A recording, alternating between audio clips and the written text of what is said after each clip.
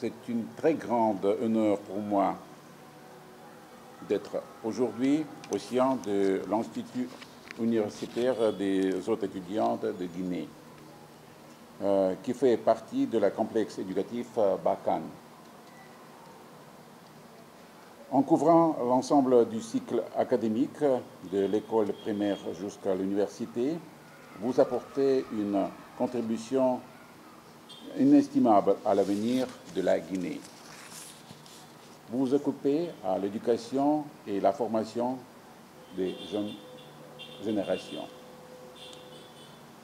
Je suis heureux que notre cérémonie se déroule dans cette belle bibliothèque spacieuse et je suis particulièrement ravi de savoir que ces fonds s'enrichiront désormais d'un coin du russe. Des livres offerts par la Fondation Ruskimir. En principe, l'apprentissage de toute langue ouverte de nouvelles portes.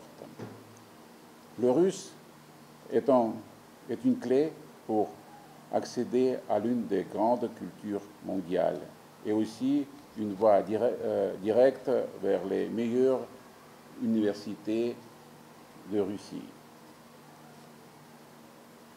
Notre pays entretient des liens anciens et solides avec la Guinée dans le domaine de la formation des cadres.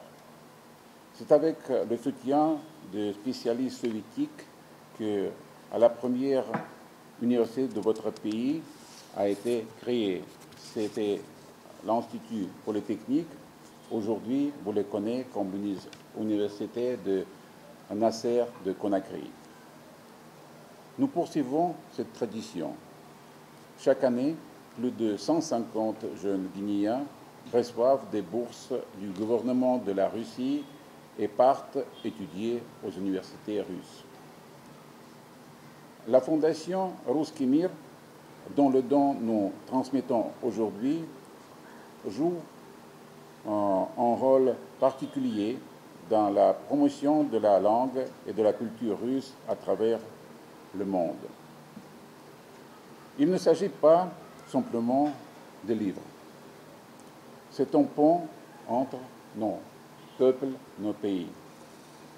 D'ailleurs, avec le soutien de cette même fondation, en juin dernier, le public guinéen a pu apprécier les concerts de jeunes musiciens talentueux du Conservatoire Tchaïkovski de Moscou.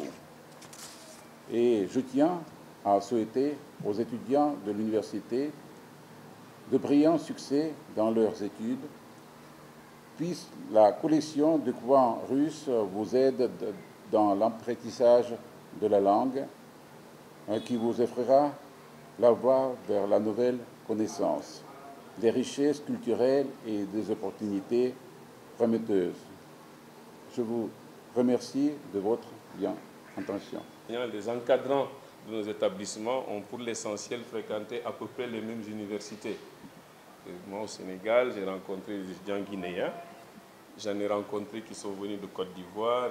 Et on a le livre de mathématiques, pour ceux qui connaissent la collection Siam, est un manuel qui a été conçu pour toute l'Afrique francophone. Ça veut dire qu'arrivé ici, c'est vrai qu'au début, il y a un petit choc culturel, mais qui s'estompe très vite, parce que nous nous retrouvons entourés de personnes en réalité avec qui nous avons les mêmes bases culturelles. Ce qui fait que l'intégration n'a pas été difficile. J'ai trouvé juste que le Guinéen est un peuple, le Guinéen est quelqu'un qui est très porté vers l'étude des sciences. Le premier étonnement, c'était de voir le nombre d'étudiants inscrits en terminale sciences mathématiques. Chez nous, c'est la portion congrue, c'était les effectifs les moins élevés. Et donc, j'ai trouvé un peuple très travailleur, très porté sur l'étude des sciences. C'est vrai que ça s'est fait au détriment de l'étude des langues et de la culture, mais bon, c'est pas plus mal, on pourra toujours rattraper, d'où l'intérêt de votre visite ici. Peut-être que ces volets, on peut élargir en ayant une bibliothèque aussi belle pour pousser vers les études plus culturelles. Alors l'autre chose, c'est que voilà, nous sommes un programme guinéen avec une trentaine d'enseignants, un peu moins de 500 étudiants, élèves, partant de la 7e année, comme on dit ici, donc du collège jusqu'au lycée. On est un peu séparés de l'école primaire. Il y a des matières, il y a aussi une nouveauté que j'ai découverte ici, c'est que quand on enseigne chez nous, quand on enseigne les sciences physiques, c'est le même prof qui fait la physique et puis la chimie. Et ici, j'ai vu que voilà, il y a des profs qui se spécialisent en physique et en chimie. Pareil pour l'histoire, la géographie, le CM, tout ça. Ça fait donc, en termes d'organisation des emplois du temps, c'est un peu plus fastidieux, mais ça n'enlève en rien le fait qu'ils ont à la base beaucoup, dès la 7e année, ils ont déjà un bon cours de chimie, ce qui fait qu'ils ont ce qu'il faut pour être de bons scientifiques et être prêts à exploiter les ressources minières qui sont très importantes dans ce pays. Et je pense que le choix que le pays a fait de les former comme ça n'est pas fortuit.